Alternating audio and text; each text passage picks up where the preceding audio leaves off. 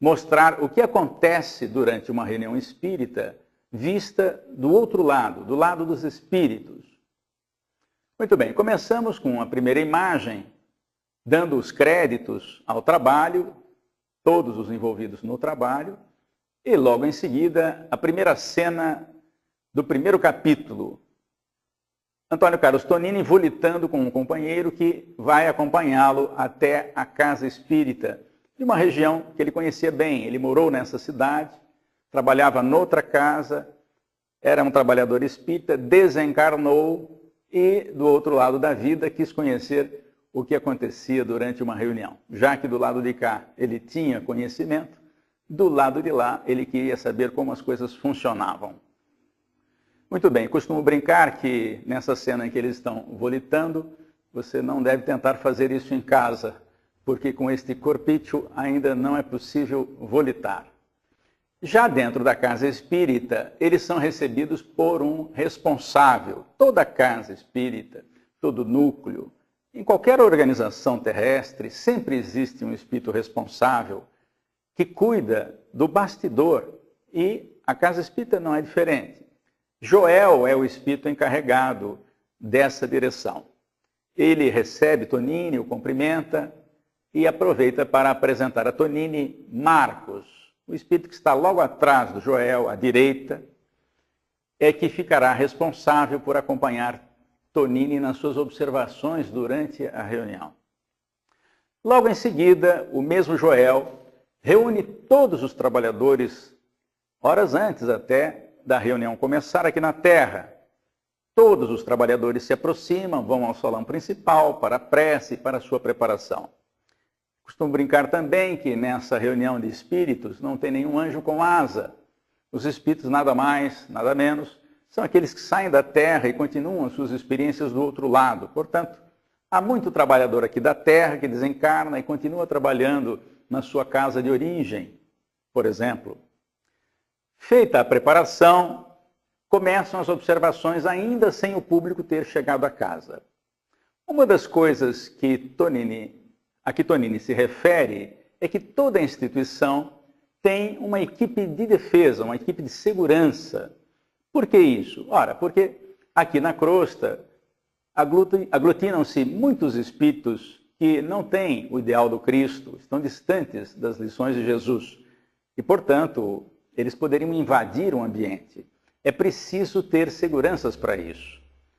E já no salão principal, o Tonini mostra, numa posição mais alta, como se estivessem numa outra estrutura, e veremos mais adiante como é que isso é feito, 2 responsáveis pela segurança estão dentro do salão, com um dispositivo que permite, eventualmente, se for necessário, sedar com um pequeno raio, que não mata ninguém, mas pode sedar um espírito que esteja presente à reunião, e ainda que tenha sido autorizado, na hipótese dele ter um surto, ele possa simplesmente ser sedado sem causar maiores constrangimentos ao desenrolar da reunião.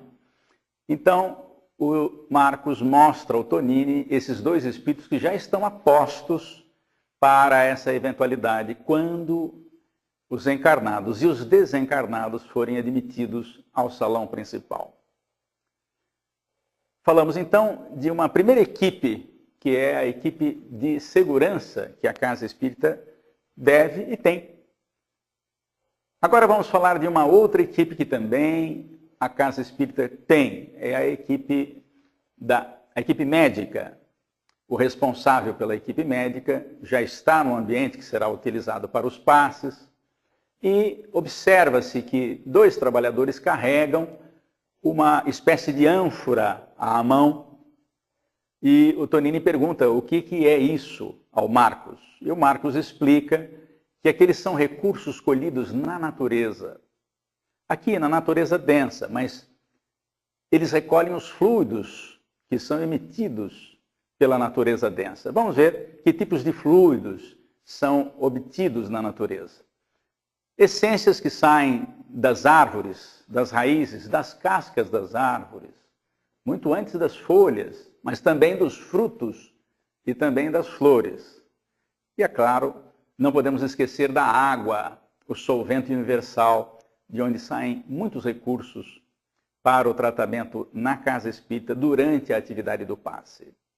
Portanto, esses fluidos que são manipulados, juntos com a doação particular de cada espírito que secunda o passe e de cada doador de fluidos aqui encarnado, que normalmente chamamos de passista, esses três recursos, os recursos do mundo espiritual, os recursos da natureza, os recursos dos espíritos e os recursos do encarnado, compõem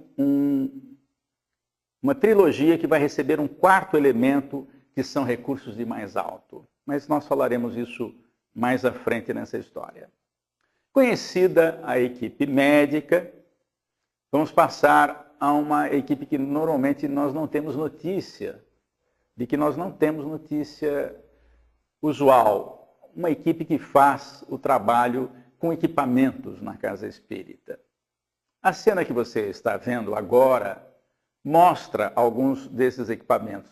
Talvez haja um excesso de equipamentos na cena que você está vendo, mas há intercomunicadores e há outros dispositivos até que nós nem conhecemos. Mas vamos pelo menos mostrar um desses dispositivos e como ele trabalha e como ele funciona, que é esse dispositivo que o Tonini está observando, em primeiro plano. Então, os espíritos estão preparando alguns dispositivos, muitos dos quais nós nem conhecemos, mas este em particular nós vamos detalhar mais à frente. Há uma outra ocorrência nessa cena. Há um espírito ajeitando uma tela que não será visível aos encarnados. Essa tela, ela vai fornecer base para imagens lá na vida espiritual, para os espíritos que estiverem assistindo à palestra. Falaremos mais sobre isso também depois. Agora sim, está chegando a hora do público ser admitido ao centro espírita. Como é uma casa muito grande, alguém que mora no centro, que faz o serviço de zeladoria do centro, está indo abrir a porta, enquanto Marcos e Tonini, em primeiro plano, fazem comentários a respeito. Na imagem seguinte, uma coisa que não sabíamos como os espíritos faziam. Está certo que o desenho pode ter sido exagerado, porque nós não temos noção de como essas coisas funcionam do outro lado da vida. E mesmo a descrição de Tonini não é suficiente para nós idealizarmos que desenho poderia ser feito. Muito bem. Na imagem, você vê uma espécie de luminosidade, como se fosse um portal. Para quem assistiu filmes em que há portais para serem atravessados, não é? Esse seria um portal. Qual é a finalidade desse portal logo à frente da entrada de uma casa espírita? É exatamente para evitar que espíritos não autorizados entrem naquele ambiente. E não é preciso ninguém ficar impedindo a entrada deste ou daquele, o que seria muito constrangedor.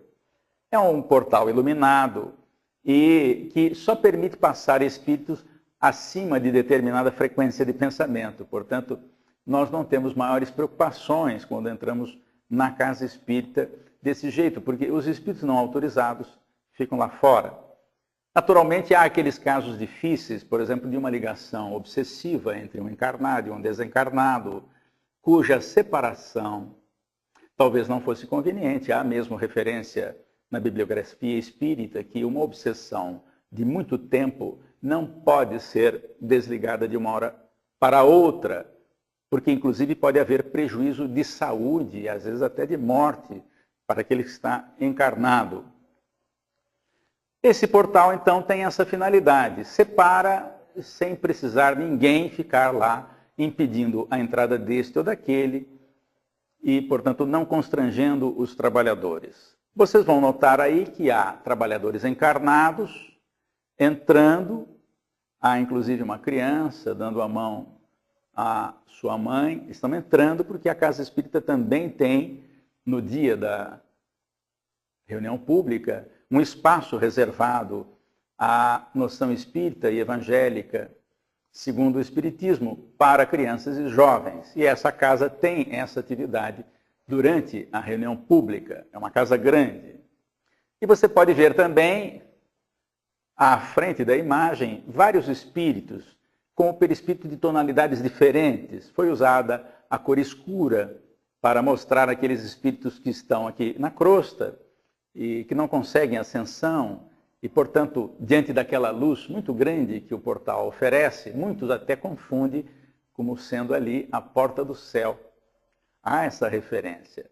Mas não é o céu, é aqui uma casa espírita, recebendo necessitados do mundo espiritual e também aqui do mundo material. Estes espíritos mais escuros na cena, eles não estão autorizados a entrar, e isso é feito de maneira muito natural, como já explicamos. Muito bem, já dentro da casa, passemos a outro momento importante na reunião. É o momento de preparação, a reunião está por começar. A maioria das casas usa o recurso da música ambiente, da música de fundo, suave, mas que emociona, e que fica permanentemente recebendo os companheiros que estão chegando. Mas em algumas casas há também a música ao vivo, onde um trabalhador que toca algum instrumento, quase sempre o violão, e também canta, faz uma apresentação, às vezes até mesmo uma prece musical. Na imagem que você está vendo, esse trabalhador tocando violão faz então a preparação do ambiente. E aí já chegam os primeiros recursos de instâncias superiores. Essa referência de recursos que vem de instâncias superiores foi pela primeira vez mostrada na obra psicografada por Francisco Cândido Xavier, chamada Os Mensageiros, o segundo livro da série André Luiz. Foi lá que André Luiz, pela primeira vez, falou que na hora do passe, feito lá na vida espiritual, também existem recursos chegando de mais alto, mostrando que há uma hierarquia muito interessante que nós vamos conhecer um dia, ou vamos relembrar um dia, de como funcionam os trabalhos intercessórios. Esses recursos caindo sobre o orador caem também sobre toda a plateia que já está presente, como se fossem pequenas pétalas, pequenos flocos de energia. Caem sobre todos para melhorar a condição ambiente. Não é ainda o passe, mas os recursos chegam logo no início, como uma preparação dos trabalhadores, para quem vai fazer a palestra, para os demais trabalhadores e também para o público que vai ouvir e participar. Muito bem, feita a prece, começa a reunião. O orador está à mesa, ladeado por 2 cooperadores encarnados, que o sustentam na atividade com recursos energéticos, e atrás dele, 2 espíritos fazem a sustentação do outro lado da vida. Em primeiro plano, você nota que algumas pessoas estão na plateia, e nós vamos prestar mais atenção nessa moça que está mais à esquerda do vídeo. A palestra começa e um jato de luz que liga pensamento do espírito que está atrás do orador encarnado e a mente do orador mostra o seguinte: a ideia é passar que existe uma ligação de quem fala na casa espírita com a mentoria. Pode ser o mentor do próprio orador ou alguém mais, que está ali para secundar a fluência das ideias. Mas um detalhe: esse espírito que está por trás disso, que facilita as lembranças do orador, não pode nunca colocar na boca do orador, ou melhor, terá muita dificuldade de o fazer, nunca não deve falar, caso a informação não esteja no conhecimento do orador. Se o orador não conhece uma história que seria muito bom contar naquele momento, mas ele desconhece essa história, ainda que o mentor conheça a história, ele terá muita dificuldade de passar isso. Por quê? É como se nós, não tendo um arquivo no computador, quiséssemos chamá-lo, quiséssemos buscá-lo. Nós não vamos conseguir. Por quê? Porque o arquivo não está lá. Portanto, o orador traz o seu conhecimento, é com este conhecimento que os espíritos trabalham. Claro, pode haver exceções. Às vezes, uma providência, uma visão, uma imagem pode ser mostrada ao orador, a audiência do orador pode ser ativada, de modo a ele falar uma coisa, vendo o que está acontecendo, para ilustrar melhor. Mas isso nem sempre acontece para a maioria dos oradores encarnados aqui. O fato é que a palestra desenrola e, normalmente, nós não imaginamos o que está por trás de uma palestra. Porque na mente daqueles que assistem à palestra, os pensamentos estão sendo trabalhados. As ideias do orador, sendo colocadas, acabam despertando os pensamentos de todos os encarnados. Esta jovem, em primeiro plano, tão logo o orador faz uma referência às atitudes evangélicas, do respeito ao próximo, faz com que a moça lembre imediatamente de um episódio daquele dia, no início do dia, que ocorreu entre ela e sua mãe. Por uma bagatela, uma coisa mínima, ela brigou com a mãe antes de sair para o trabalho. Falou-lhe rispidamente e depois saiu, como a gente costuma dizer, pisando nas tamancas, bateu a porta e deixou a mãe entristecida. Pois, quando o orador fez a referência evangélica, imediatamente ela se lembrou do inconveniente que plantara no coração materno. E ouvindo a palestra e a referência evangélica, propôs a si mesmo, quando chegar em casa, vou pedir desculpas à minha mãe. Estas e outras ocorrências são mais comuns do que a gente imagina. E nós, aqueles que falam em público e aqueles que ouvem aqui na Terra, não têm noção do que está acontecendo portas íntimas adentro da criatura, porque os pensamentos não param. E às vezes a reflexão de 1 minuto é motivação para a mudança de comportamento, que é o que se deseja. A proposta de Jesus é que mudemos o nosso comportamento. Não para sermos bonzinhos, é porque existe uma relação entre comportamento e doença, por exemplo, que nós sabemos hoje pela doutrina espírita. E por isso a advertência de Jesus, toda vez que curava, primeiro uma advertência de que Jesus não curava ninguém, ele propunha a cura, acrescentava recursos, mas a cura só viria se a pessoa se modificasse. Então, ao curar, Jesus sempre dizia, tua vontade te curou. Vá e não erres mais para não te acontecer coisa pior. Ora, que referência é essa? Senão uma relação de causa e efeito entre comportamento e doença. São os nossos comportamentos que geram as nossas doenças. Voltando um pouco atrás, nós falamos agora há pouco na palavra vontade para ilustrar uma frase de Jesus, mas Jesus usou a palavra fé. E fé, segundo Allan Kardec, no capítulo 19 do Evangelho segundo o Espiritismo, é uma combinação de 3 fatores: vontade, certeza e lucidez. Vontade para desejar fazer, certeza de que vai conseguir e lucidez para escolher os melhores caminhos. Isso está no capítulo, repetindo, 19 do Evangelho segundo o Espiritismo. E, portanto, essa referência mostra, como eu já falei, uma relação de causa e efeito entre a minha vontade e as minhas doenças. O meu comportamento e as minhas doenças. Muito bem, seguimos em frente agora na história. Marcos e Tanini observam agora, entre o público, uma senhora no centro da cena, cujos pensamentos, pela cor da nuvem que está em torno dela, mostram que ela não está pensando bem. Os espíritos estão observando isso. Na Terra não conseguimos fazer isso, mas lá eles conseguem.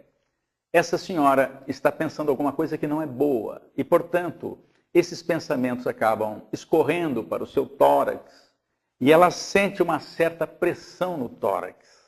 E Marcos diz ao Tonini o seguinte, olha, ela gera o próprio desconforto.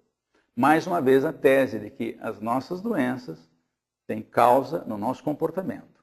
O que pode ser um pensamento, porque o livro não fala o que ela estava pensando de ruim. Mas nós podemos aqui imaginar uma série de situações. Por exemplo, que essa senhora não gosta da nora. Pode acontecer. Pode, e talvez seja mais comum do que a gente imagina. Ela não gosta da nora porque se sente responsável pela felicidade do filho. Ela acha que o filho fez uma má escolha. Ora, se a escolha é dele e ele já é maior de idade, ele que enfrente a situação. Eu não consigo mais, numa idade como essa senhora está, interferir na vida do filho sem prejuízo a mim mesmo. E, portanto, pensando mal da nora, esses pensamentos nocivos acabam se sobrepondo aqui no tórax, junto do órgão, que é o do sentimento, o coração. E essa pressão a faz sentir-se mal. É a primeira vez que ela está indo ao centro espírita, por exemplo, porque alguém lhe falou, se você tomar um passe vai sarar. E de fato, Marcos diz a Tonini que ela vai à sala de passe, vai tomar passe e os espíritos vão remover aquela nuvem escura.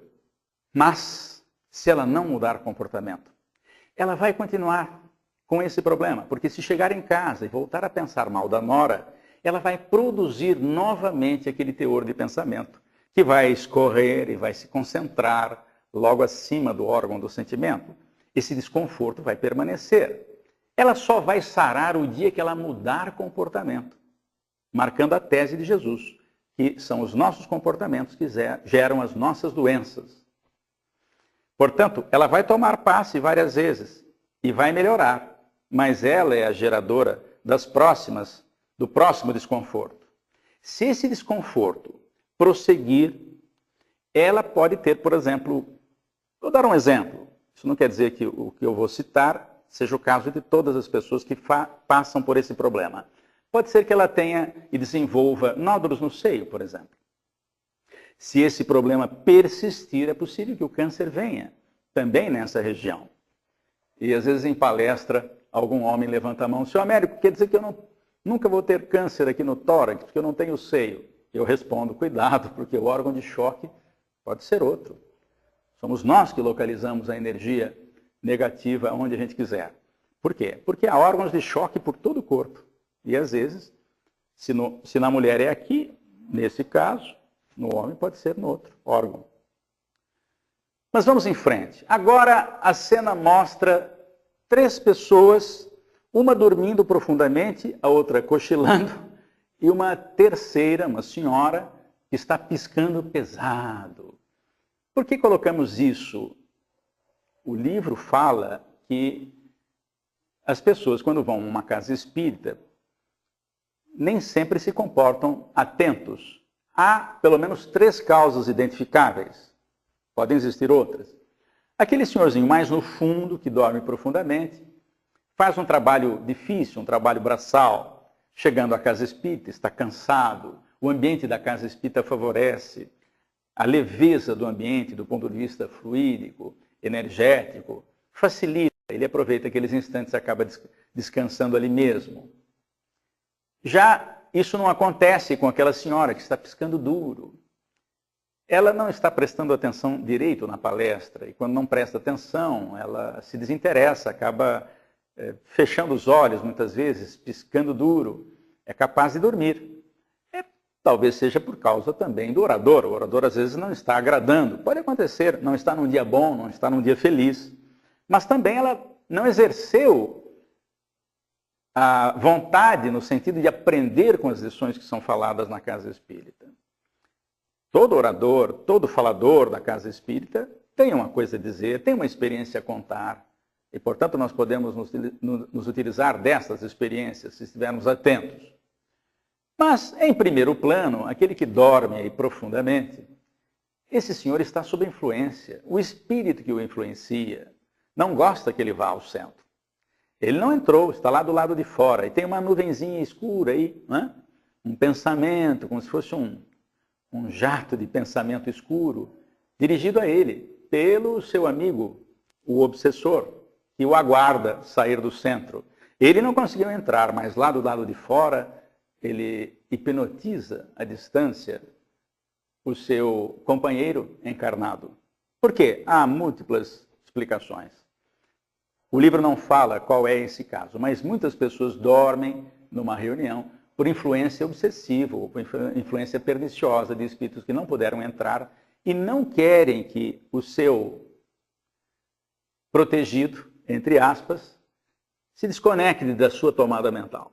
Porque quase sempre, quando a pessoa entra na casa espírita e enxerga o mundo de outro ângulo, com a outra panorâmica, essas conexões com espíritos necessitados inferiores acabam se desfazendo. E esses espíritos não querem que isso aconteça. Mas prossigamos no nosso centro espírita, visitando as tarefas lá do outro lado. Agora é um senhor cuja tela mental nós não estamos vendo ainda, mas vai aparecer daqui a pouco na sua tela.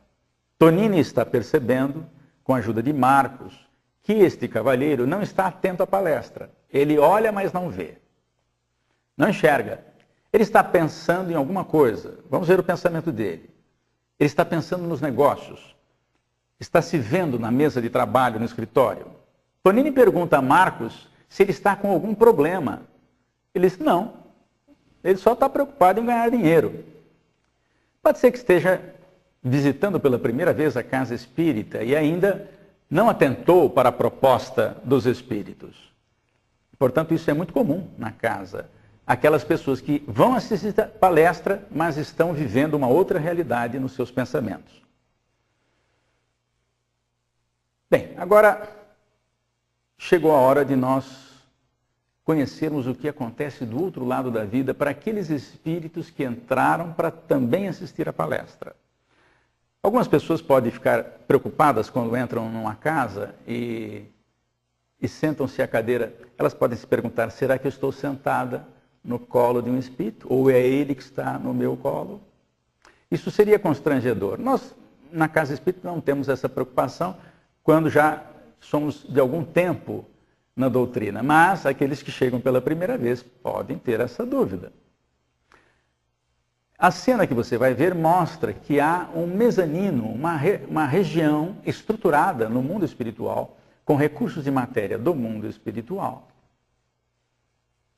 para receber exatamente os espíritos que vão acompanhar a palestra. Eles estão ali no mezanino, assistindo a palestra. Agora vai entrar em ação aquela tela que estava atrás da mesa do orador, foi mostrada na preparação, e que os encarnados não veem a tela, mas os desencarnados estão vendo. Quando o orador faz uma referência a Jesus de Nazaré, ensinando determinada parábola, essa imagem vem à frente de todos. Os espíritos. Os encarnados não vão ver, a menos que tenha alguma coisa do projeto imagem. Mas, lá na vida espiritual, esse recurso é bastante utilizado, mostrando que também na vida espiritual eles usam a imagem para comunicar melhor uma ideia. E lá eles devem ter os originais da vida de Jesus. E, portanto, eles podem ver ao vivo e em cores como é que foi isso. Muito bem. Agora vamos sair da reunião pública e vamos a um outro setor da casa. Estamos agora vendo uma cena na área dedicada às crianças. Antigamente se chamava de evangelização infantil, algumas casas hoje chamam de apoio à família, ou a educação espírita da infância. Nós estamos vendo dois ambientes, de crianças menores à esquerda e por dentro da parede, que para os espíritos não tem muita interferência, uma parede aqui na terra, nós estamos vendo a sala contígua, do lado direito, crianças um pouco maiores. E uma professora em cada uma das salas, fazendo a sua aula, mostrando a sua aula e fazendo a sua atividade. Tonini recebe a informação de Marcos que a importância dessa fase no período infantil transcende as expectativas terrestres. Por quê? Aquelas sementes lançadas na época da formação da personalidade, que é até os 7 anos, até antes disso, dizem alguns psicólogos. Os 4 primeiros anos marcam profundamente a criatura. E a criança que vai para a casa espírita e recebe a orientação evangélica, e os pais complementam em casa, porque só no centro, uma vez por semana, a gente não consegue nada. É preciso trabalhar os pais. E algumas casas, então, têm esse trabalho junto dos pais, alertando que os pais têm que dar uma continuidade nas propostas que as suas crianças recebem na casa espírita. Crianças e jovens, é claro. Mas diz o Marcos para o Tonini que sementes lançadas, quando chega a época mais difícil da reencarnação, que é o período da puberdade, da transição para o período adulto, nessa transição os apelos do mundo são muito grandes e poucas casas espíritas hoje têm mocidades, têm grupos de jovens, exatamente porque o mundo tem um apelo muito grande hoje. Baladas, internet, MSN, enfim, por aí afora.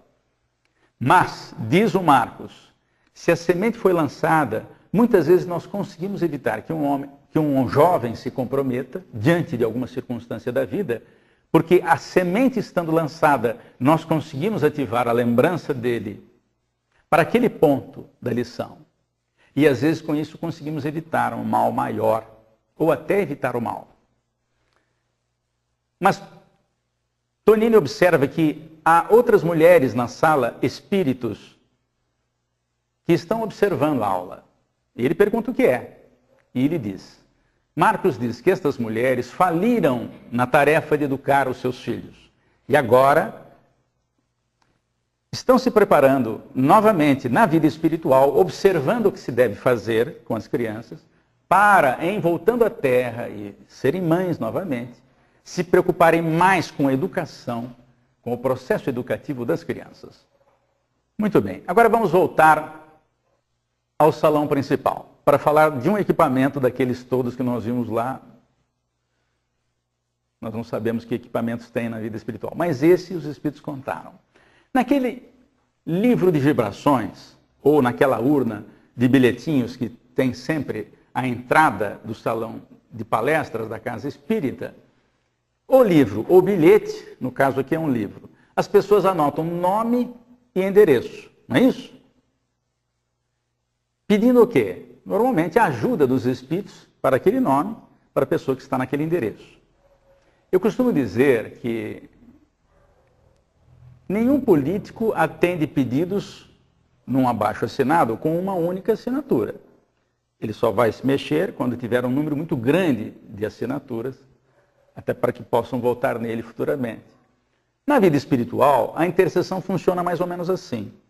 Às vezes me pedem para colocar o nome de uma pessoa no livro. Eu coloco. Mas qual é o meu grau de envolvimento com aquela pessoa? O ideal é que a própria pessoa interceda. Quer dizer, aquela que tem um nome que a pessoa conhece, que sabe que precisa, faz a intercessão. Por quê? Quando ela faz isso, ela coloca toda a sua energia. E por que eu estou dizendo isso? Porque vocês podem pensar o seguinte, mas qual é o critério dos espíritos para detectar quem precisa mais e quem precisa menos? Não é quem precisa mais e quem precisa menos o critério. O critério é da intensidade de méritos e deméritos. O aparelho é passado porque nem todos os espíritos têm essa percepção. Eles precisam, alguns deles precisam de aparelhos. Quando o aparelho passa sobre o livro, salta na tela a energia do pedido feito por alguém. Aparece um nome lá. Dá para ler o nome aí. Né? Não interessa aqui qual. Foi um nome fictício. Aparece o nome de uma pessoa. Tonini pergunta, mas por que esse nome está aparecendo? Porque a pessoa que gravou ali o pedido não era o que está no nome, o que está lá registrado. Mas a pessoa que gravou o nome da pessoa necessitada fez isso com tal intensidade que aquilo salta aos olhos no aparelho. O dispositivo é para isso. Vamos ver na próxima cena uma imagem ampliada. O nome está bem claro ali. Eles descobrem que a pessoa que fez o registro está presente naquela reunião, naquele dia. E eles vão até ela para investigar o problema e ver o que é possível fazer. Quem registrou o nome do senhor Antônio, que está aí, um nome qualquer, não tem nenhuma referência pessoal, foi a mãe dele. A mãe está preocupada porque a mulher o abandonou com os filhos. Ele cuida dos filhos agora, mas está desacorçoado da vida, está pensando em se matar. E a mãe, percebendo isso, fez um pedido. Ela não consegue demover o filho dessa situação. Já tentou de tudo, mas agora pede aos amigos espirituais que façam alguma coisa. E logo em seguida um espírito se aproxima para consultar a tela mental desta mãe, que está lembrando do filho. E os espíritos vão tentar fazer alguma coisa assim.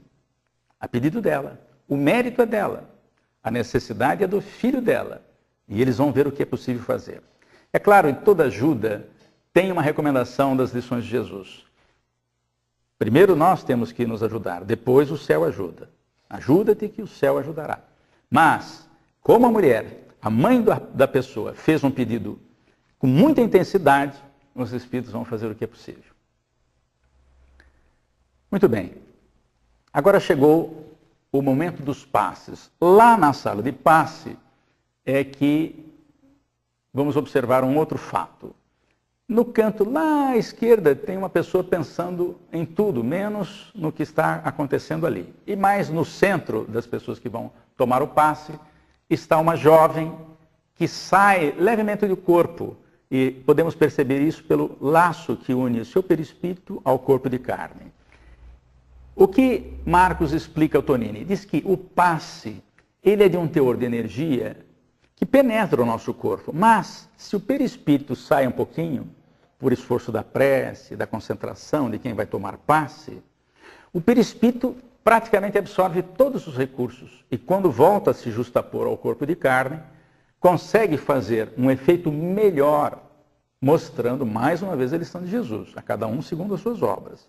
Enquanto o homem no canto, à esquerda da imagem, não está preocupado com nada, está tomando passe automaticamente, a jovem está fazendo uma oração naquela hora. Isso dilata um pouco o perispírito, ele nem talvez tenha saído tanto do desenho, no desenho que está sendo mostrado, o perispírito talvez não tenha saído tanto do corpo. Isso foi um exagero de desenho para mostrar que o perispírito às vezes se dilata, ou às vezes sai um pouquinho, só para mostrar isso. Terminado o passe, vamos dar uma passadinha lá no ambiente onde estão as garrafas d'água com os nomes. E os espíritos estão magnetizando a água, colocando ali recursos que podem servir de medicação para aquela pessoa cujo nome está estampado na garrafa. Naturalmente, os espíritos investigam as necessidades e colocam ali recursos compatíveis com méritos e deméritos de cada um para que cada garrafa tenha a sua contribuição adequada ao seu problema orgânico. Muito bem, a reunião está quase encerrando. E o responsável pela equipe médica dá mais algumas informações ali ao Tonini. E logo em seguida, a reunião termina. Mas começa uma outra tarefa. Nessa casa espírita existe o atendimento fraterno depois da reunião pública, porque as pessoas que vão à reunião pública aproveitam a ida e na saída já fazem o atendimento fraterno. O companheiro que vai fazer o atendimento fraterno já está a postos fazendo a sua leitura de preparação, a sua oração, e 3 espíritos estão designados para ajudá-lo. A responsável por essa equipe é uma mulher, é o espírito de melhor percepção, melhor sensibilidade. Os outros também cooperam. Muito bem. A primeira pessoa que é atendida é um senhor que tem alguns problemas orgânicos já instalados no corpo físico. E a imagem mostra que esta mulher, esse espírito que é mulher, está vendo dentro do organismo dele exatamente onde está o problema. Ela sabe onde está o problema. Intui o atendente fraterno para avisar o companheiro que ele precisa consultar um médico de sua confiança. Por quê?